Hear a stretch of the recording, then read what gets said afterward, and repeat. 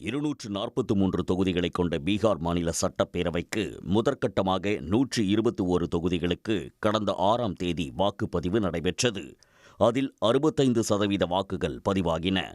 இரண்டாம் கட்டமாக 122 தொகுதிகளில் நேற்று நடைபெற்ற தேர்தலில் 68.79% வாக்குகள் பதிவாகி உள்ளன.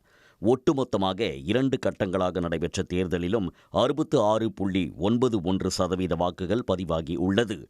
பெண்கள் 71.60% பேரும் ஆண்கள் 62.80% பேரும் ஜனநாயக கடமையாற்றி உள்ளனர். சுமார் 9% கூடுதலாக பெண்களே அதிக அளவில் வாக்களித்துள்ளனர்.